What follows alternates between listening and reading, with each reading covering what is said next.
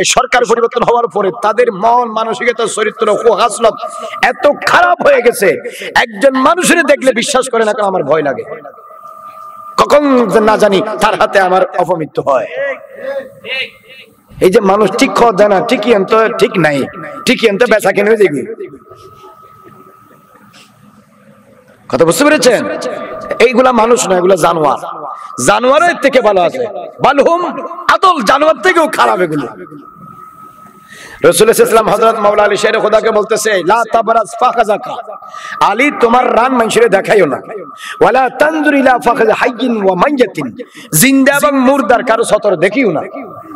এখন একজন ছেলে আরেকজন ছেলের নিজে সতর দেখায়, লা তাজুযু লির-রাজুলি আনতান লা তাজুযু লির-রাজুলি আইয়ানজুরা ইলা আওরাতির রাজুল ওয়ালা তাজুযু লিল-মারাতি আন তানজুরা ইলা আওরাতিল মারআ। একজন পুরুষ আরেকজন পুরুষের সতর দেখা হারাম, একজন মহিলা আরেকজন মহিলার সতর দেখা হারাম। এবং রাসূল সাল্লাল্লাহু আলাইহি ওয়াসাল্লাম বলেছেন, ওয়ালা তুফদিলির রাজুলি ওয়াল মারাতি আন তাকুনা ফি সাওবিন ওয়াহিদিন, নারী পুরুষ এক কাপড়ের ভিতরে অন্যায়ভাবে অবৈধভাবে অথবা পুরুষ পুরুষ অথবা নারী নারী অবস্থান করা জায়েজ নাই। কে শোনে কার কথা? আপনারা যারা আছেন এমনি ওয়াজ দিতে হবে, এই জন্য ওয়াজ দেন, কিচ্ছু শুনেন না, আমল করেন না, কিচ্ছু করেন না। প্রত্যেক পরিবার যদি ইসলাম ধর্মের অনুশাসন মেনে চলে, তাহলে সমাজে এত অপরাধ কেমনে হয়? হাসিবু কাবলা আন তুহাসাবু, তোমার হিসাব নেওয়ার আগে তুমি নিজের হিসাব নিজে নাও। মুতু কাবলা আন তামুতু, আজরাইল আসার আগে নিজের মরা নিজে মরো, মানে আল্লাহর সামনে যে কিভাবে দাঁড়াবে এটা নিজের আগে ঠিক করো। তাইলে ইসলামী পরিবার, এই যে তরিকত, শরীয়ত, হাকিকত, মারফত সবগুলোর কথা একটাই, মান আরাফা নাফসাহু ফাকাদ আরাফা রাব্বাহু, যেই নিজেরে চিনছে সেই নিজের ভিতর দিয়ে আল্লাহরে চিনতে পারছে। বড় করে বলুন সুবহানাল্লাহ। আমি এক জায়গায় মাহফিলে যাচ্ছি, আমার প্রচন্ড ফসরাবে ধরছে, তা গাড়িটা সাইড করে একটা মসজিদের ভিতরে ঢুকলাম, দেখি এখানে বদনা নাই, এখানে আছে যে স্টারশিপের বোতল কোতল আছে না, ফট ফট স্টারশিপের ফট আছে না, তো ফট এটা তো ভাই মাথা কাটা, কোনো কারণে লাগলে তো এই সময় কি আর মেডিকেলে যাওয়া যাবে? আমি তো যাইতেছি মাহফিলে, চিন্তা করলাম এখানে স্টারশিপের ফট কেন? আমি অনেক চিন্তা করে বুঝলাম এই এলাকার মানুষ বদনা চুরি করে নিয়ে যায়। তাহলে বাংলাদেশের মানুষের কিছু মানুষের চরিত্র খেয়াল করেন, বদনা পর্যন্ত চুরি করে কি নিয়ে যায়। মসজিদের যে ট্যাপগুলো দিছে ট্যাপগুলো চুরি করে নিয়ে যায়। অনেক মসজিদে দেখি ইমাম মুয়াজ্জিন ওই যে টাঙ্গির পানি ছাড়ি দিয়ে দাওয়াত পড়তে চলে গেছে, টাঙ্গি ফুরায় পানি পড়তেছে আর পড়তেছে পড়তেছে আর পড়তেছে, এতগুলো পানি যে অপচয় হলো, আল্লাহর দরবারে কি সহজে ছাড়া পাবে? আর আপনারা করেন কি, টাঙ্গির পানির লাইন দেন রাস্তার উপর, টাঙ্গি ফুরাইলে বাড়তি পানি পড়ে না? টাঙ্গি ফুরাইলে বাড়তি পানি পড়ে কিনা? এই নাসিটা, এই নলিটা, এই পাইপটা যে আপনি রাস্তায় দিলেন, কারো গায়ের উপর পড়তেছে, কারো মাথার উপর পড়তেছে, কারো গাড়ির উপর পড়তেছে, কারো মাল সামানের উপর পড়তেছে, এটা তো জুলুম। এটা কেন করেন? নিজের ভিতরে ন্যায় বিচার নাই, আবার আরেকজনের কথা বলেন। সারা দিন কাজ কাম করে আমাদের অনেক বৌজি আছে না, যে বাড়তি পানি আর আইনে পানি হয়ে যায়, বাড়তি পানিগুলো আরেকজনের দরজার সামনে মারি দেয়, ঠিক না, এগুলা ইসলামের আচরণ না। কথা বুঝতে পারছেন? ইসলামের আচরণটা অনেক সুন্দর, অনেক ফ্লেক্সিবল। আমি আপনারে দাওয়াত দিছি, আপনি আমার ঘরে আসছেন, কোরমা পোলাও দিয়ে খাইয়া আমারে বলতেছেন বাথরুম কই, আমি আপনারে বাথরুম দেখাই দিছি, আপনি আমার কমেন্টটা ফুরাই দিয়া চলে গেলেন। হইলো? আপনি যে কমেন্ট ব্যবহার করছেন, কমেন্টটা আপনি পরিষ্কার করে দিবেন না? আমি কি আপনার ওয়াজ করে আবার আধা ঘন্টা বসে শিখামু এই যে কমেন্টটা পরিষ্কার করতে হবে? এতটুকু দয়ুস আপনি হয়েছেন, তা আপনি কিসের, আপনাদের কি হবে? আপনি আমার ঘরে খাইলেন, আমার বাথরুমটা বরবাদ করে দিলেন। একজন ইমানদারের উচিত হচ্ছে সুন্নাহ মোতাবেক খাওয়া এবং বাথরুম থেকে শুরু করে পুরো রুম পরিষ্কার করা, পরিষ্কার রাখা ইমানদার হিসেবে, মুসলমান হিসেবে দায়িত্ব। এটাই হচ্ছে ইসলামের সৌন্দর্য। মিন হুসনি ইসলামিল মারই তারকুহু মা লা ইয়ানিহি, যেটা চোখে সুন্দর লাগে না এমন জিনিস না করা ইসলামের সৌন্দর্য। বড় করে বলুন সুবহানাল্লাহ। मैं तो बीमारे नबी हूँ। MBN TV একটি ইসলামিক ইউটিউব চ্যানেল। उठाओ दो पर्दा, दिखा दो चेहरा, उठा दो पर्दा, दिखा दो के नूरे बारी हिजाब में है ज़मान तारीख हो रहा है ज़मान तारीख हो रहा है कि मेरे कबों से नकाब में है उठा दो पर दिखा दो चेहरा के नूरे बारी हिजाब में है ज़माना तारीख हो रहा है कि मेरे कबों से नकाब में है। সুন্দর পরিবার গঠনে ইসলাম পৃথিবীতে আল্লাহ রাব্বুল আলামিন মানব জাতি সৃষ্টি করেছেন এবং সেই মানব জাতিকে পৃথিবীতে বিস্তার করেছেন এবং প্রত্যেক মানুষকে আল্লাহ পাক একটা পরিবার দান করেছেন। কি দান করেছেন বলেন? কি বড় করে বলেন? পরিবার। পরিবার হলো মানুষের পরিচয়, পরিবার হলো মানুষের আশ্রয় এবং নিরাপত্তার জায়গা, পরিবার হলো মানুষের বেড়ে ওঠার প্রথম স্থান। যেই পৃথিবীতে যেই রাষ্ট্রে পরিবার নাই সেই রাষ্ট্রের মানুষের চারিত্রিক, অর্থনৈতিক, সামাজিক, পারিবারিক কোনো বন্ধন নাই। মানুষ হচ্ছে সামাজিক জীব। সমাজে মানুষ একে অন্যের সাথে বসবাস করে এবং একজন মানুষ তার সহজাত মানুষের সাথে সমাজে বসবাস করতে পছন্দ করে। আপনি যেরকম আপনি চাইবেন সেরকম আরেকজন মানুষ আপনার সাথে থাকুক, কেননা সহজাত মানুষের সাথে মানুষ থাকতে ভালোবাসে। ভিন্ন জাত সের মানুষের সাথে মানুষ থাকতে চায় না। চাকরিতে বলেন, দেশে বলেন, বিদেশে বলেন, ঘরে বলেন, বাহিরে বলেন, সমাজে বলেন, এলাকায় বলেন, হাজার হাজার মানুষের ভিতরে একজন মানুষ তার ওই পছন্দের মানুষের সাথে থাকতে চায় যার সাথে তার স্বভাবগত মিল আছে। স্বভাবগত মিল আছে। যে সমস্ত মানুষের পরিবার নাই তাদের জীবনের কোনো ব্যালেন্স নাই। পরিবার হচ্ছে মানুষের প্রধান শক্তি। আল্লাহ পাক কোরআন শরীফে বলেছেন, ওয়ালাকাদ আরসালনা মিন ক্বাবলিকা রুসুলান ওয়াজআলনা লাহুম যুররিয়াতান। আল্লাহ বলেছেন, আমি তোমাদের পূর্বে অনেক রসুল পাঠিয়েছি, সেই রসুলের পরিবারও ছিল, পরিবারের ভিতর দিয়ে বংশধরও ছিল। বড় করে বলুন না সুবহানাল্লাহ। প্রত্যেক নবী রাসূলের পরিবার ছিল। কি ছিল? পরিবার। ইন্না খালাকনাকুম মিন যাকারিন ওয়া উনসা। আমি তোমাদেরকে একজন নারী একজন পুরুষ থেকে সৃষ্টি করেছি। ওয়াজআলনাকুম শুউবান ওয়া কাবাইলা লিতাআরাফু। এবং তোমাদেরকে আমি গোত্রে গোত্রে ভাগ করেছি।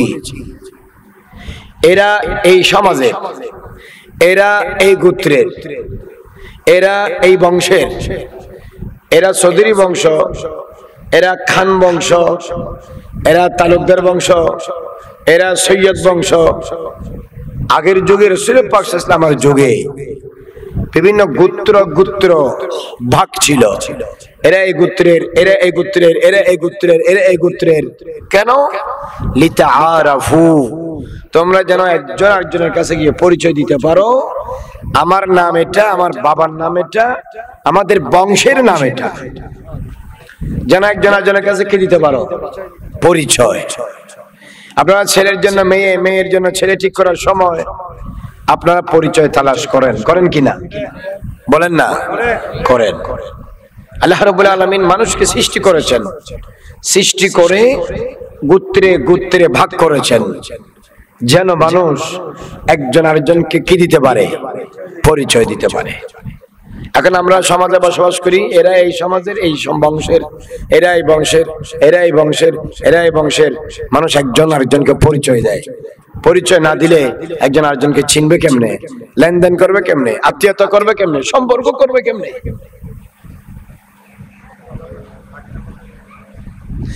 আল্লাহ রাব্বুল আলামিন পবিত্র কোরআনে বলছেন, ওয়া জান্নাতু আদনিন ইয়াদখুলুনাহা ওয়া মান সালাহা মিন আবাইহিম ওয়া আজওয়াজিহিম ওয়া যুররিয়াতিহিম ওয়াল মালায়েকাতু ইয়াদখুলুনা মিন কুল্লি বাব।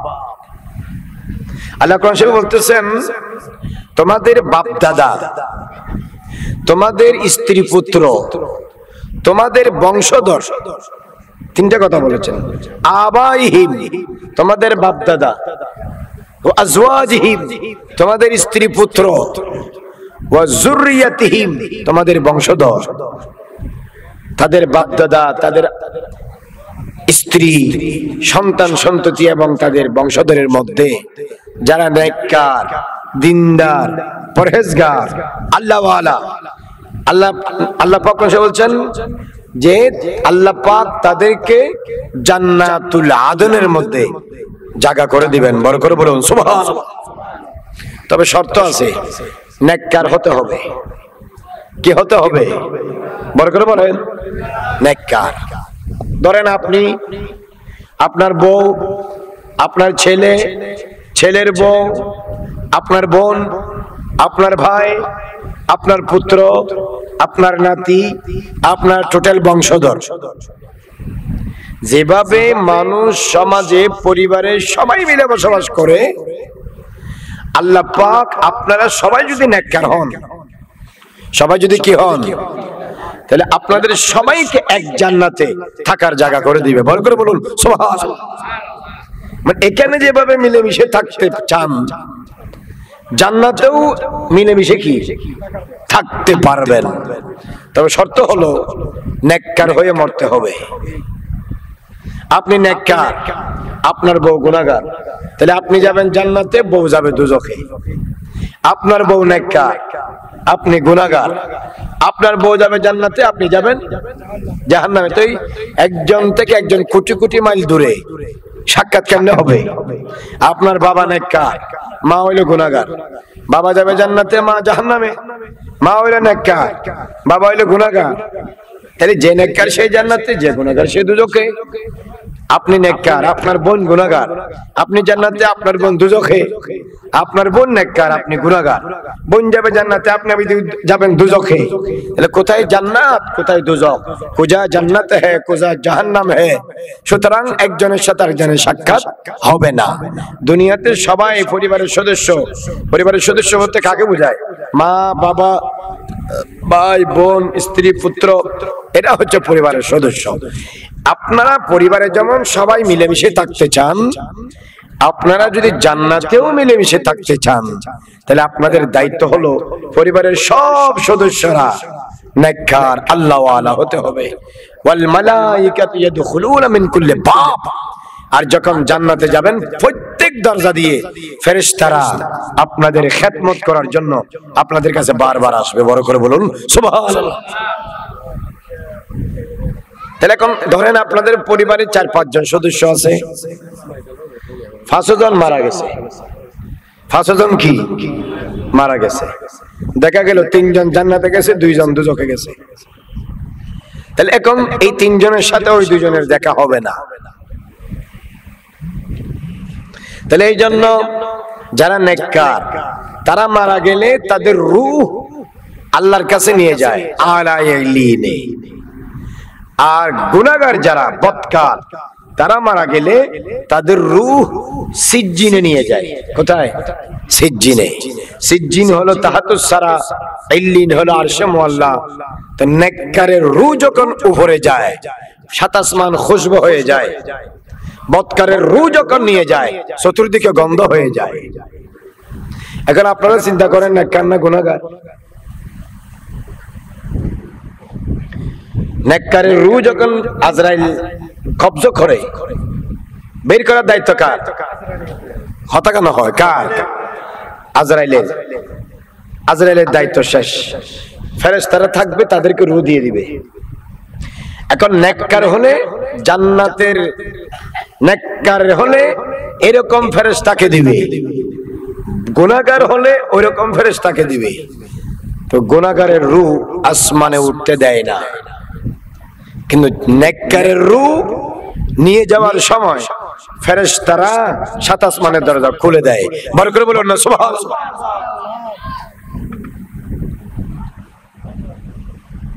তো একটি মুসলিম পরিবার কেমনে গঠন করবেন? মুসলিম পরিবার গঠন করার জন্য পরিবার তো প্রধানত গঠন হয় মা বাবা থেকে, স্বামী স্ত্রী থেকে।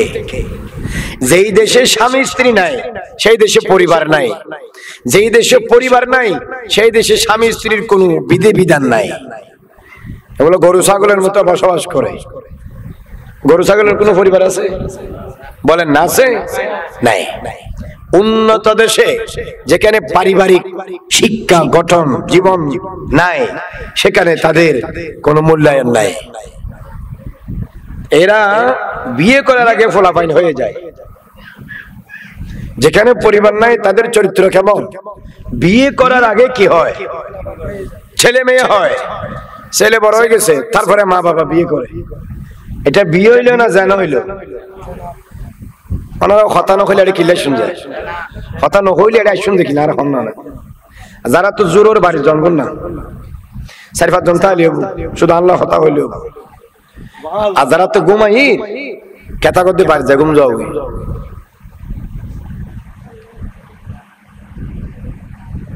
আমাদের ছেলেরা রোনালদো, মেসি এদের জন্য পাগল।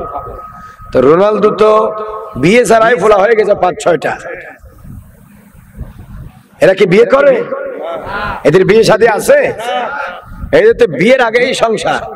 তো বিয়ের আগে সংসার হয় না, বিয়ের আগে ব্যভিচার হয়। সংসার, বৈধ সংসার হয় বিয়ে করার পরে। একটা ছেলে একটা মেয়ে হোটেলে থাকলে যা পায়, একটা ছেলে একটা মেয়ে বিয়ে করার পরেও তা পায়। হোটেলে থাকলে মেয়েরা টাকা পায়, বিয়ে হলেও মেয়েরা মোহরানা পায়। হোটেলে থাকলেও ছেলে মেয়ে একজন আরেকজনের কাছে যায়, বুক করে। বিয়ে করার মাধ্যমে ছেলে মেয়ে একজন আরেকজনের কাছে যায়, বুক করে। কিন্তু হোটেলের সংসার সম্পর্ক অবৈধ, বিয়ে পরবর্তী সম্পর্ক 100% বৈধ। বৈধ কে করে? লা ইলাহা ইল্লাল্লাহ মুহাম্মাদুর রাসূলুল্লাহ কবুল বলার মাধ্যমে আল্লাহ এবং রাসূলের দ্বীন মোতাবেক ছেলে মেয়ে একজন আরেকজনকে যদি কবুল করে, তখন সম্পর্ক বৈধ হয়, সন্তান হালাল জাদা হয়। বড় করে বলুন সুবহানাল্লাহ। আল্লাহু আকবার। ইয়া আল্লাহ, ইয়া রাসূলুল্লাহ জিন্দাবাদ। একটি মুসলিম ইসলামী পরিবার যদি আপনি গঠন করতে চান, স্বামীকে আল্লাহ রসুলের আইন মোতাবেক চলতে হবে, স্ত্রীকে শরীয়তের আইন মোতাবেক চলতে হবে। তাদের থেকে আশা আল্লাহর নিয়ামত, ছেলে মেয়ে সন্তান, তাদেরকে ইসলামী সুশিক্ষায় শিক্ষিত করতে হবে। প্রথম কথা হলো হালাল রুজি রোজগার করতে হবে। দ্বিতীয় কথা হলো ফরদা মোতাবেক চলতে হবে। কোরআন এবং সুন্নাহকে কদম বকদম পুঙ্খানুপুঙ্খানু অনুসরণ করতে হবে। পাইলে শুকর করতে হবে, না পাইলে সবর করতে হবে। অন্যায় ভাবে কোনো কিছু করা যাবে না, এমন কাজ করা যাবে না যে কাজ করলে আল্লাহ নারাজ হয়, রাসূলুল্লাহ নারাজ হয়, শরীয়তের বিধিবিধানের লঙ্ঘন হয়, নাফরমানি হয়, এমন কাজ করা যাবে না। এজন্য ইসলামী পরিবার গঠন করতে হলে স্বামী স্ত্রী মা বাবা দুজনের কাছে ইসলামী জ্ঞান লাগবে। এজন্য রাসূলুল্লাহ সাল্লাল্লাহু আলাইহি ওয়াসাল্লাম বলেছেন তালাবুল ইলমি ফরিজাতুন আলা কুল্লি মুসলিমিন, মুসলমান সে নারী হোক আর পুরুষ হোক প্রত্যেকের উপর ইসলামী জ্ঞান, হালাল হারাম, ফাক নাফাক, জান্নাত জাহান্নাম, আল্লাহ রাসূল, দ্বীন ধর্ম, শরীয়তের বিধিবিধান, নামাজ রোজা হজ যাকাত, পর্দা পশিদা, হালাল হারাম, এই সমস্ত মৌলিক বিষয়, বেসিক ফান্ডামেন্টাল বিষয়ের উপর প্রত্যেক ছেলে মেয়ে, নারী পুরুষ, মুসলমান নরনারীর জ্ঞান থাকা অতটুকুন ফরজ, যতটুকুন জ্ঞান অর্জন করলে জান্নাত পাওয়া যায়, জাহান্নাম থেকে বাঁচা যায়, আল্লাহ এবং রাসূল সন্তুষ্ট হয়, নাফরমানি থেকে দূরে থাকা যায়। বড় করে বলুন না সুবহানাল্লাহ। এটাই তো মুসলিম পরিবার। মুসলিম পরিবার হলে ইসলামী জ্ঞান লাগবে। হিন্দু ধর্ম, বৌদ্ধ ধর্ম, খ্রিস্টান ধর্ম, ইহুদি ধর্ম, পারসিক ধর্ম মুসলিম পরিবার হয় না। মুসলিম পরিবার হয় ইসলাম ধর্ম অনুযায়ী। কথা বলেন ঠিক কিনা? এই জন্য পুরুষ এবং নারী, তারা স্বামী এবং স্ত্রী, এরা দুইজন যদি ইসলামী জ্ঞানের অধিকারী হয়, ধারক বাহক হয়, সেই মোতাবেক জীবন চালায়, সংসার চালায়, তাহলে দুজনেই ইসলামী পরিবার গঠন করতে পারবে। স্বামী 5 ওয়াক্ত নামাজ পড়বে, হারাম থেকে অবশ্যই দূরে থাকবে, মদ, গাঁজা, ইয়াবা, হেরোইন, ফেন্সিডেল, হুইস্কি, যে সমস্ত জিনিস আছে হারাম, এগুলোর থেকে কি থাকবে? সম্পূর্ণ বিরত থাকবে। জুয়া খেলা, তাস খেলা, যে সমস্ত জিনিসের দ্বারা আকর্ষণ হয়, জুয়া হয়, এগুলোর থেকে 100% কি থাকবে? বিরত থাকবে। শিরিক এবং কুফর থেকে, বিদআতে সাইয়্যা থেকে 100% দূরে থাকতে হবে। অন্যায় করা, অবিচার করা, জুলুম থেকে তাকে বেঁচে থাকতে হবে এবং তার নিজের শরীরের হক আদায় করবে, আল্লাহর হক আদায় করবে, দ্বীনের হক আদায় করবে, স্ত্রী থাকলে স্ত্রীর হক আদায় করবে, মা বাবার হক আদায় করবে, ভাই বোনের হক আদায় করবে, ছেলে মেয়ে হলে তাদের হক আদায় করবে। এই হকগুলো আদায় করার ভিতর দিয়ে একটি পরিবার মুসলিম পরিবার হিসেবে আস্তে আস্তে গঠিত হয়। বড় করে বলুন না সুবহানাল্লাহ। একজন মানুষ ঘুম থেকে ওঠা থেকে শুরু করে আবার বিছানায় যাওয়া পর্যন্ত 24 ঘন্টায় যতগুলো কাজ করে, প্রত্যেকটা কাজ ইসলাম ধর্মের আইন অনুযায়ী করতে হবে। He must have to do his all act and action in his total day according the holy declaration of both Holy Quran and Sunnah. Then the family will be Islamic and religious family. তখন ফ্যামিলিটা হবে Muslim family. জন্ম হিসেবে মুসলমানের করে সালাত চরিত্র যদি ইহুদি নাসারার মতো হয়, এটা মুসলমান পরিবার হবে না। মুসলমান পরিবার হওয়ার জন্য ইসলামের আইন এবং ল, কনস্টিটিউশন, নিয়ম নীতি তাকে 100% ফলো করতে হবে, মেনে চলতে হবে। কথা বলেন না ঠিক কিনা? রাসূলুল্লাহ সাল্লাল্লাহু আলাইহি ওয়াসাল্লাম বলেছেন, একজন স্বামী তার স্ত্রী কি কি হক আদায় করবে। ইউতিমুহু ইজা তাইমা, সে যা খায় তার স্ত্রীকে তা খাওয়াবে। তুমি ঘরে যা খাও তোমার স্ত্রী তাই খাবে, তুমি বাইরে যা খাও আসার জন্য স্ত্রীর জন্য নিয়ে আসবে। মা ইকতাসা, যেই পরিমাণ কাপড় তুমি পরবে সেই মানের কাপড় তোমার স্ত্রীকে পরাবে। ওয়ালা ইয়াদরিবুল ওয়াজহা, স্ত্রীর চেহারায় এবং সংবেদনশীল জায়গায় সে কোনোদিন আঘাত করবে না।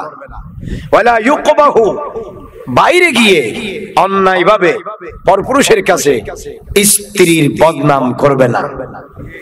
কথা বলেন ঠিক কিনা? এই জিনিসগুলো একজন পুরুষের উপর তার স্ত্রীর হক। রাসূল করিম সাল্লাল্লাহু আলাইহি ওয়াসাল্লাম হাদিসে এগুলা উল্লেখ করেছেন। এরপরে পুরুষের উপর, স্ত্রীর উপর তার স্বামীর হক কি? রাসূল পাক সাল্লাল্লাহু আলাইহি ওয়াসাল্লাম বলেছেন, স্ত্রীর উপর তার স্বামীর হক হলো আল্লাহ তাহজুরা ফিরাশাহু, অন্যায়ভাবে স্বামীর বিছানা ত্যাগ করবে না।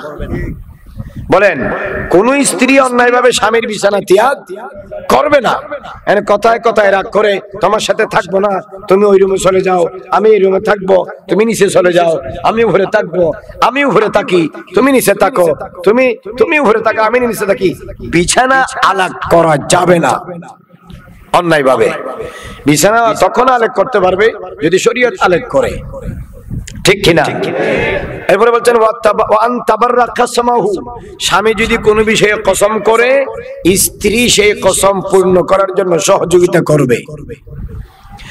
এরপরে বলতেছেন আমারাহু, স্বামী যদি নির্দেশ দেয়, স্বামীর প্রতিটি নির্দেশ যদি কোরআন বিরোধী না হয়, শরীয়ত বিরোধী না হয়, আল্লাহ রাসূলের আহকাম বিরোধী না হয়, তাহলে স্বামীর প্রতিটি আদেশ সে কি করবে? মান্য করবে। স্বামীর অনুমতি ছাড়া ঘর থেকে বের হবে না, কখনো না। এরপরে বলা হচ্ছে স্বামী যাকে অপছন্দ করে এমন ব্যক্তিকে তার বেডরুমে গড়ে আসতে দিবে না। স্বামীর আওলাদ সন্তান সন্ততির দেখাশোনা করবে। স্বামীর আপনার যে সম্পদগুলো আছে, আমানতগুলো আছে, স্বামীর আমানতের খেয়ানত করবে। এগুলো হলো স্ত্রীর উপর স্বামীর হক। এখন একজন স্ত্রী যদি তার স্বামীর কথা মেনে চলে, একজন স্ত্রী যদি স্বামীর সাথে কথায় কথায় রাগ না করে, একজন স্ত্রী যদি স্বামীর সাথে ঠুনকা বিষয় নিয়ে জেদ না করে, একজন স্ত্রী যদি সজ্জা ত্যাগ না করে, একজন স্ত্রী যদি অন্যায়ভাবে স্বামীর সাথে রাগারাগি না করে, একজন স্ত্রী যদি স্বামীর প্রতিটা কথা মেনে চলে, একজন স্ত্রী যদি স্বামীর অনুমতি ছাড়া ঘর থেকে বের না হয়, একজন স্ত্রী যদি স্বামী যাকে পছন্দ করেন তাকে ঘরের ভিতরে এলাও না করে, সেই স্ত্রী হলো নেককার। আর আমার নবী হাদিসে ইরশাদ করেছেন, আদ-দুনিয়া কুল্লুহা মাতাউন, পুরা দুনিয়া হলো মানুষের জন্য ভোগের বস্তু। ওয়া খায়রু মাতাঈদ দুনিয়া আল মারআতুস সালিহা, পুরা পৃথিবীতে সবচেয়ে পৃথিবীর উত্তম সম্পদ হলো নেককার, দিনদার, চরিত্রবান, সতী সাদী, আল্লাহওয়ালা একজন পরহেজগার নারী। বড় করে বলুন সুবহানাল্লাহ। তা নারী যদি ঘরে পরহেজগার হয়, স্বামীও যদি ইসলামিক হয়, তখন সেটা হয় মুসলিম পরিবার। তখন সেটা কি হয়? মুসলিম পরিবার। এইভাবে প্রত্যেকটা স্বামীকে তার স্ত্রীর প্রতি খেয়াল রাখতে হবে। এবং স্ত্রীর বদনাম করা পরপুরুষের কাছে এটা কবিরা গুনাহ। রাত্রে আমাদের দেশে অনেক পুরুষ আছে, তারা রাত্রে স্ত্রীর সাথে কি করে? দিনের বেলায় গিয়ে বন্ধুর কাছে এগুলা বলে। নাউজুবিল্লাহ বলেন, বরকত বলুন না নাউজুবিল্লাহ। এগুলা হলো দয়ুস স্বামী, এগুলা ব্যক্তিত্বহীন স্বামী, এগুলা চরিত্রবান স্বামী নয়। আমাদের দেশে অনেক স্বামী আছে বড় করে বউয়ের ছবি ফেসবুকে দেয়, আছে না নাই? এগুলো হইলো দয়ুস, এগুলো হইলো ডামিস। বউয়ের ছবি কেমনে মানুষের ফেসবুকে দেয়? বউকে মানুষকে দেখানোর জিনিস না, বউ হলো পর্দার জিনিস। মহিলারা যত বেশি পর্দার ভিতরে থাকবে তত বেশি তাদের সৌন্দর্য বাড়বে, যত বেশি পর্দার ভিতরে থাকবে তত বেশি তাদের নিরাপত্তা হবে, যত বেশি পর্দার ভিতরে থাকবে তত বেশি আল্লাহর রহমত পাবে, যত বেশি পর্দার ভিতরে থাকবে তত বেশি খবিস ছেলেদের খারাপ দৃষ্টি থেকে কি রক্ষা পাবে, যত বেশি পর্দার ভিতরে থাকবে তত বেশি তাদের ভদ্রতা বাড়বে, তাদের গুরুত্ব সমাজের বিভিন্ন মানুষের কাছে বাড়বে। কারণ পর্দায় মানুষকে মানুষের কাছে সম্মানিত করে, পর্দায় মানুষকে মানুষের কাছে দামি করে, আল্লাহর কাছে সম্মানিত করে। বড় করে বলুন সুবহানাল্লাহ। তো সুতরাং মুসলিম পরিবার গড়তে হলে স্বামী স্ত্রী উভয়কে 5 ওয়াক্ত নামাজ পড়তে হবে। কথা বলেন ঠিক কিনা? 5 ওয়াক্ত নামাজ না পড়লে মুসলিম পরিবার কেমনে হবে? একজন আরেকজনকে বুঝতে হবে, পরামর্শ দিতে হবে, দুজনে পরামর্শ করে সংসারের কাজ করতে হবে।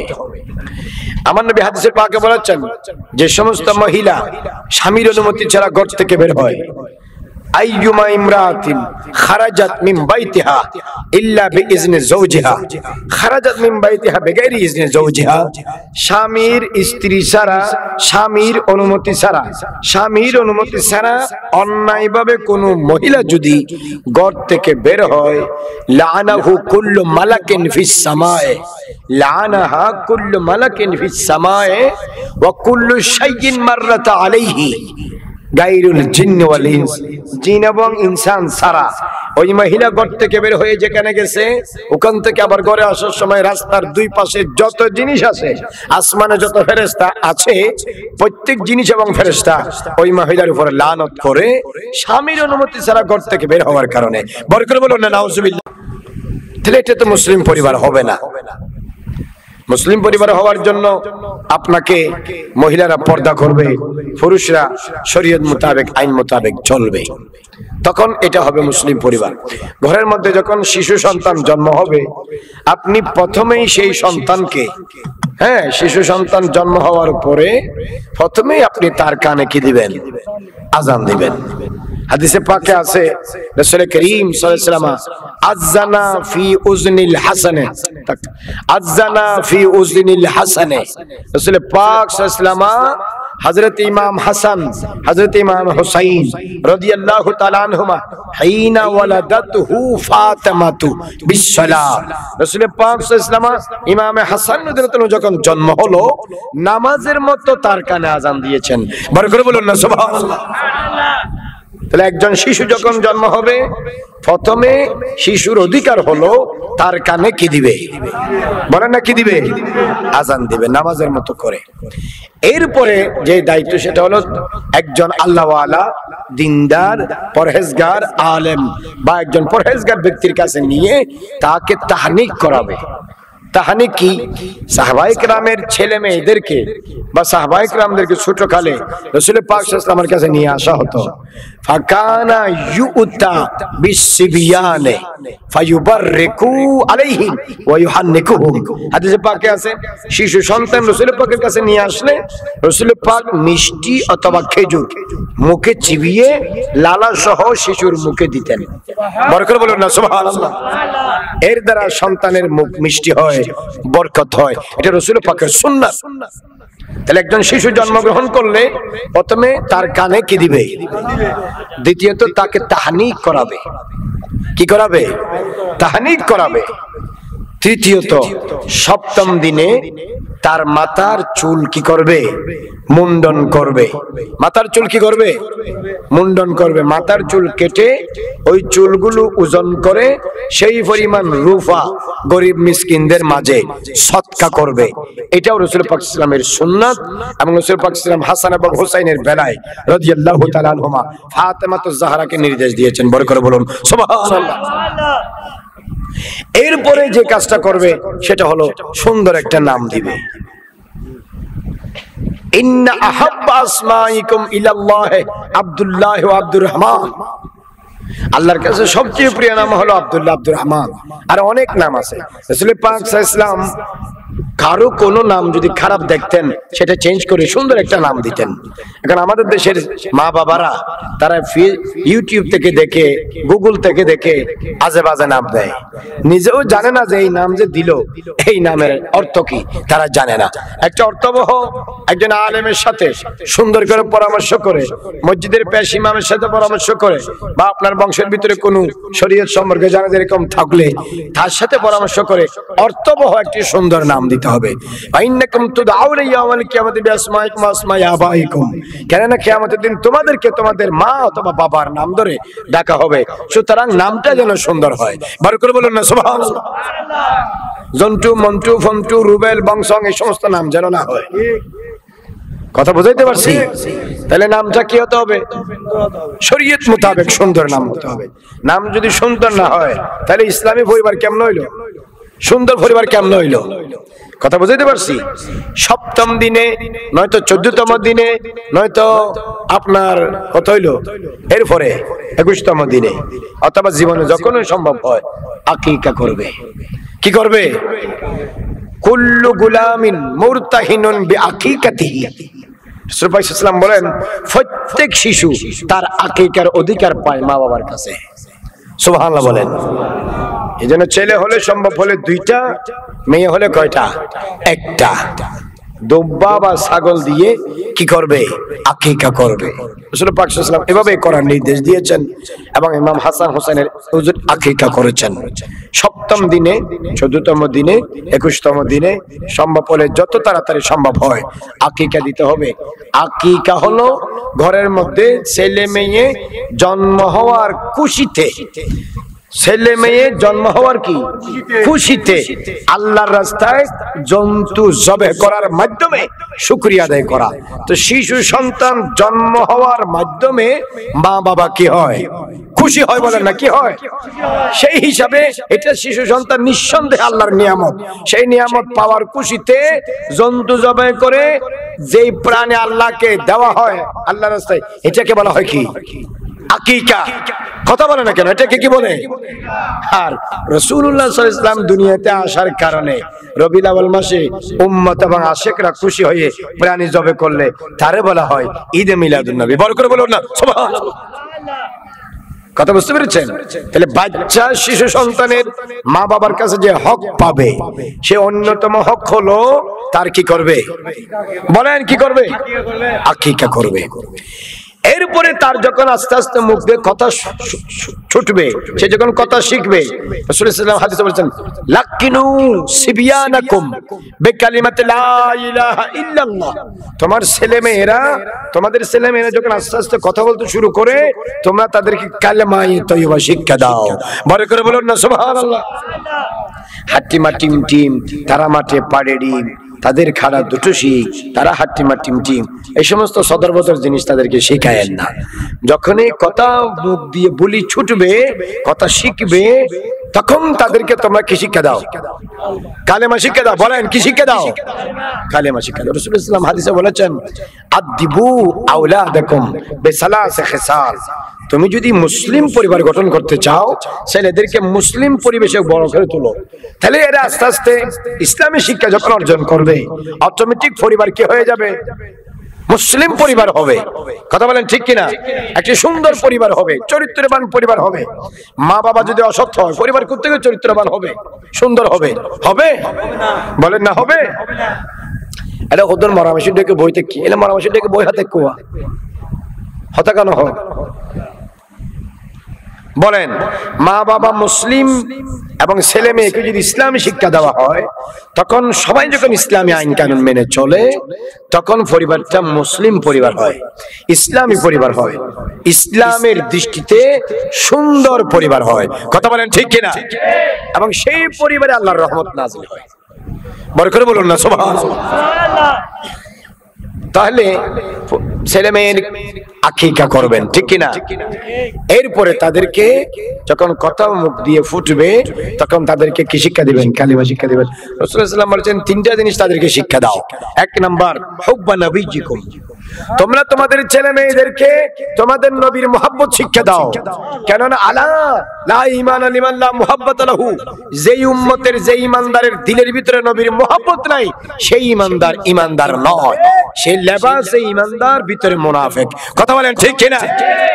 এজন্য নবীজির প্রকৃত খালেস মুহাব্বতের নাম ঈমান। নবীজির মুহাব্বতের নাম কি? ঈমান। সুতরাং রাসূলুল্লাহ সাল্লাল্লাহু আলাইহি ওয়াসাল্লাম বলছেন, তোমরা তোমাদের ছেলে মেয়েদেরকে নবীর মুহাব্বত শিক্ষা দাও। কার মুহাব্বত? নবীর মুহাব্বত। ওয়া আহলা বাইতিহি, নবীর পরিবারের মুহাব্বত শিক্ষা দাও। নবীর পরিবারের মুহাব্বত কি? শিক্ষা দাও। নবীর পরিবারে কে আছে? নবীর পরিবারে নবীর বিবিরা আছে, নবীর পরিবারে নবীর ছেলে মেয়েরা আছে, নবীর পরিবারে ফাতেমাতুজ জাহরা আছে, নবীর পরিবারে উম্মে কুলসুম আছে, নবীর পরিবারে রুকাইয়া আছে, নবীর পরিবারে জয়নাব আছে, নবীর পরিবারে ইমামে হাসান আছে, নবীর পরিবারে ইমামে হোসেন আছে, নবীর পরিবারে নবীজির মুমিন চাচা যারা আছে তারা আছে। এদেরকে ভালোবাসা ঈমানের অংশ, এদেরকে মহব্বত করা ঈমানদারের উপর ফরজ। সুতরাং তোমরা তোমাদের ছেলে মেয়েদেরকে নবী এবং নবীজির পরিবারের সব সদস্যদেরকে নিঃস্বার্থে ঈমানের দাবিতে মহব্বত করা শিক্ষা দাও। বড় করে বলুন সুবহানাল্লাহ। তিন নাম্বার, তেলাওয়াতুল কোরআন। এই ওদিকে ফিরে যাচ্ছে কেন? এদিকে দাও না, গরম লাগতেছে বেশি। রাসূলুল্লাহ সাল্লাল্লাহু আলাইহি ওয়াসাল্লাম বলছেন, তেলাওয়াতুল কোরআন শিক্ষা দাও। কি শিক্ষা দাও? কোরআন তেলাওয়াত। এখন আপনি আপনার ছেলেকে কি শিক্ষা দিচ্ছেন সেটা আপনি না জানেন। আপনি এর নিয়ে কেজিতে অন্য জায়গায় ভর্তি করে দিচ্ছেন। এখানে যদি কোরআন শিখতে না পারে, কোরআন পড়তে না পারে, তাহলে মুসলিম পরিবার কেমন হইল? প্রত্যেকটা ছেলে মেয়েকে কি শিক্ষা দিতে হবে? কোরআন শিক্ষা দিতে হবে। বলেন কি শিক্ষা দিতে হবে? কোরআন শিক্ষা দিতে হবে। নাইলে তো আপনি মরলে আপনার কবরে জিন্দগিতেও যাবে না। হ্যাঁ বলেন, যাবে? যাবে না। রাসূল পাক সাল্লাল্লাহু আলাইহি ওয়াসাল্লাম হাদিসে বলেছেন যে, মান যারা কবর ওয়ালিদাইহি আহাদাহুমা আও কালাইহিমা, কেউ যদি তার মা বাবা একজন অথবা দুজনের কবর জিয়ারত করার জন্য যায়, ওয়া ক্বারা সূরাতুল ইয়াসিন এবং সূরা ইয়াসিন সহ অন্যান্য সূরা যদি মা বাবার কবরে তেলাওয়াত করে গুফিরা লাহু, আল্লাহ ওই ছেলেকে মাফ করে দিবে, কুতিবা লাহু বাররান, এবং আল্লাহর খাতায় ওইটা নেককার ছেলে হিসাবে আল্লাহ লিখে দিবে। বড় করে বলুন সুবহানাল্লাহ। তা আপনার ছেলে আপনার কবরে জিয়ারত করতে তখন যাবে যদি আপনি সেরকম ছেলে রেখে যেতে পারেন। কথা বলেন ঠিক কিনা? ওর ফ্যান কে দেন তো খবর কম পড়ে কোন স্পিকার? আচ্ছা বাদ দেন, লাগবে না। রাসূল পাক সাল্লাল্লাহু আলাইহি ওয়াসাল্লাম বলেছেন, যেই সন্তান তার মা বাবার কবর কি করে, অনারাটা জিয়ারত না করে, এই সন্তানকে আল্লাহ পাক গুনাহ মাফ করে দেয়। এবং যারা বেশি বেশি মা বাবার কবর জিয়ারত করে, ওয়ামান কানা লাহু যাওয়ারান যারাতিল মালাইকাতু কবরাহু, ওই ছেলে যদি মারা যায়, ওই ছেলের কবর আর কেউ জিয়ারত করুক আর না করুক, আসমান থেকে ফেরেশতা এসে ওই ছেলের কবর জিয়ারত করবে। বড় করে বলুন সুবহানাল্লাহ। এই জন্য বেশি বেশি মা বাবার কবর কি করবেন, জিয়ারত করবেন। তো জিয়ারত কখন করবে? ছেলে হইলো অ্যাডভোকেট, ছেলে হইলো উকিল, ছেলে হইলো পুলিশ, ছেলে হইলো ডিসি, এই তো নিয়ে ফেলানোর টাইম নাই। মা বাবার কবর কোত্থেকে জিয়ারত করবে? মা বাবা মারা গেছে, ছেলে বলে আমার ব্যাংকের মিটিং আছে, তোমরা দাফন করে ফেলো, আমি পরে এসে দেখবো। কথা কোন ঠিক কিনা? আর আমরা বড় কিছু হইতে পারি নাই, দ্বীনের খাদেম হয়েছি, কিন্তু 24 ঘন্টার মধ্যে 48 বার মা বাবার জন্য দোয়া করি। এত সুযোগ তো অন্য ছেলের কাছে নাই, আছে? বলেন না আছে? প্রতি রাতে আমরা মাহফিলে যাই, আমরা গুনাহগার। আমি বলছি না যে আমি নেককার, কিন্তু আমি আমার মা বাবার জন্য যতটুকুন দোয়া করার সুযোগ পাই, অতটুকুন সুযোগ তো অন্য ছেলেরা পায় না। কথা বলেন ঠিক কিনা? এই জন্য প্রিয় হাজিরিন, সবাই মরতে হবে। আপনি মেডিকেলে গেলে আপনার ছেলে আপনারে দেখতে যায়, টাকা খরচ হয়। আপনি জেলে গেলে আপনার ছেলে আপনারে দেখতে যায়, টাকা খরচ হয়, কষ্ট হয়। কিন্তু সেই মা বাবা যখন বাড়ির পাশে কবরে শুয়ে থাকে, ছেলেরা যায় না। কেন যায় না? আপনি তো সেরকম যোগ্য ছেলে রেখে যেতে পারেন নাই। যদি ভালো যোগ্য দিনদার আও ওয়ালাদিন সালিহিন ইয়াদউ লাহু, এরকম ছেলে সুশিক্ষা দিয়ে যদি রেখে যেতে পারেন, ছেলে বারবার যতবার আপনার কবরে যাবে, ছেলে মাটির উপরে আপনি মাটির ভিতরে।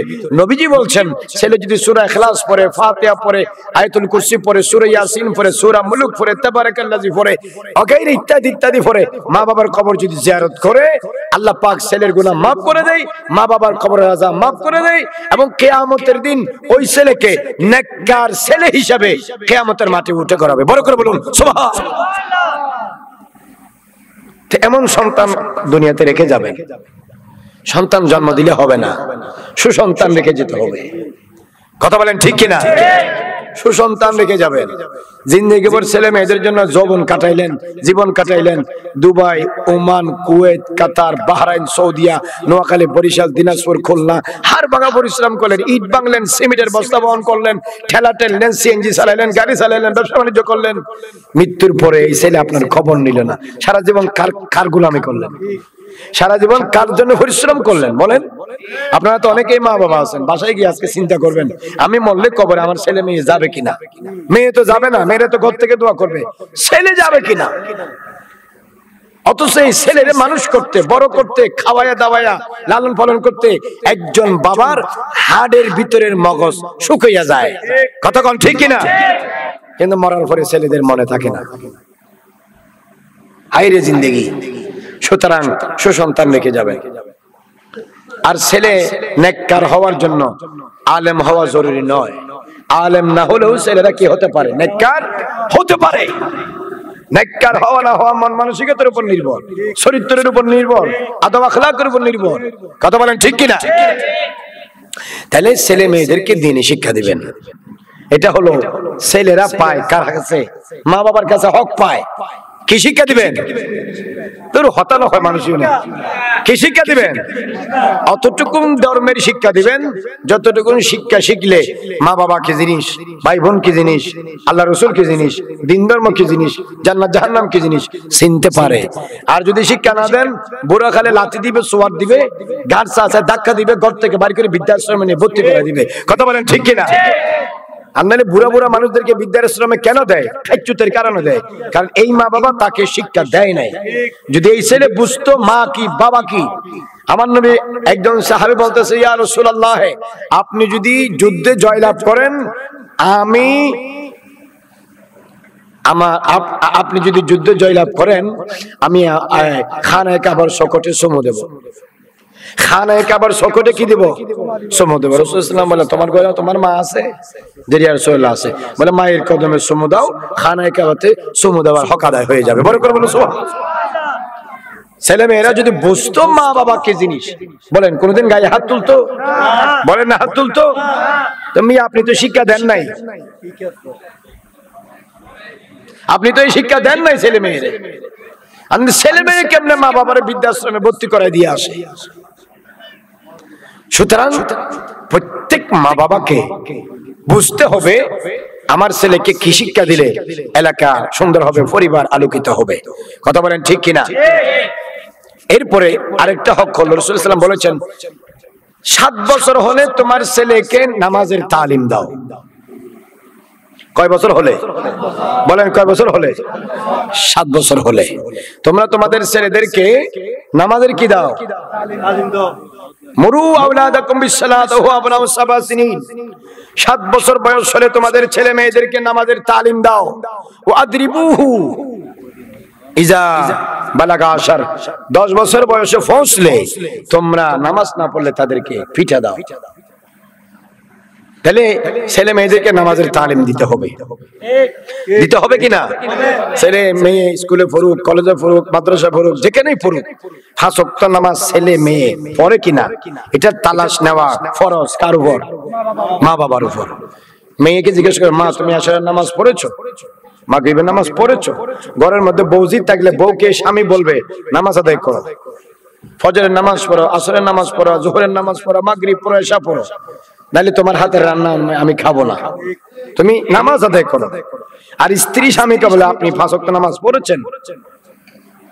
তাহলে স্বামী স্ত্রীকে, স্ত্রী স্বামীকে রাসূলুল্লাহ সাল্লাল্লাহু আলাইহি ওয়াসাল্লাম বলেছেন, পূর্ণ নেককার স্ত্রী কে? নেককার স্ত্রী হলো সে আল্লাতি তাসুররুহু ইজা নাজারা, যেই স্ত্রীর দিকে স্বামী দেখলে স্বামীর মন খুশি হয়ে যায়, চেহারা আলোকিত হয়ে যায়, ওই স্ত্রী হলো নেককার স্ত্রী। বড় করে বলুন না সুবহানাল্লাহ। তাহলে স্বামীর মন খুশি হওয়ার জন্য স্ত্রীকে সেভাবে চলতে হবে। দয়ুসের মতো চলাফেরা করলে স্বামীর মন কি খুশি হবে? কথা বলে না কেন? স্বামী যাই বলে অক্ষরে অক্ষরে পালন করে। এখন বলে যে আমার 1 গ্লাস পানি দাও না, তুই লইরে খাও না, মুসুরিটা টাকায় দাও না, প্রত্যেকদিন আমি টাকাবো, তুমি টাকাইতে পারো না। বলে যে আমার জুতাগুলো এনে দাও, তোমার জুতা কেন আমি নেবো, আমি কি তোমার গোলাম? এই সমস্ত ব্যবহার যে স্ত্রী করে সংসারে শান্তি হবে না। স্ত্রী যদি মনে করে আমি স্বামীর কথা শুনবো না, স্বামীকে হুই ইজ হাজবেন্ড, সে তার মতো আমি আমার মতো, সেও ইনকাম করে আমিও ইনকাম করি, সুতরাং তার ইনকাম দিয়ে সে চলবে, আমার ইনকাম দিয়ে আমি চলবো, দুজনেই স্বাধীন, কেউ কারো কথা শোনার দরকার নাই। এটা হইলো সংসার, হইলো না? এটা কি সংসার হইছে? এটাই তো স্বাধীন দেশের মতো, যাদের গায়ে সে না। আর রিজালু কাওয়ামুন আলান নিসায়ে, পুরুষরা নারীদের উপর কর্তৃত্বাধীন। বিমা ফাদ্দালাল্লাহু বা'দাহুম আলা বা'দ ওয়া বিমা আনফাকু মিন আমওয়ালিহিম, নারীদের যাবতীয় ভরণ পোষণ খরচের দায়িত্ব নারীর উপর না স্বামীর উপর?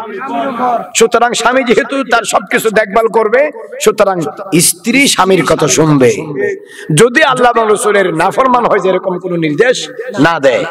লা তাআতা লিমাখলুকিন ফি মাসিয়াতিল খালিক, বান্দার অনুসরণ করতে গিয়ে, হুকুম মানতে গিয়ে আল্লাহর নাফরমানি হয়, এমন হুকুম মানা বান্দার জন্য জায়েজ নাই। স্বামী যদি বলে ফজরের নামাজ পড়িও না, স্ত্রীর জন্য এটা শোনা জায়েজ নাই। কথা বলেন ঠিক কিনা? তাহলে স্বামীর প্রতিটা হুকুম যথাসম্ভব মেনে চলার চেষ্টা করতে হবে স্ত্রীকে, যদি অবৈধ কোনো হুকুম না দেয়। কথা বলেন ঠিক কিনা?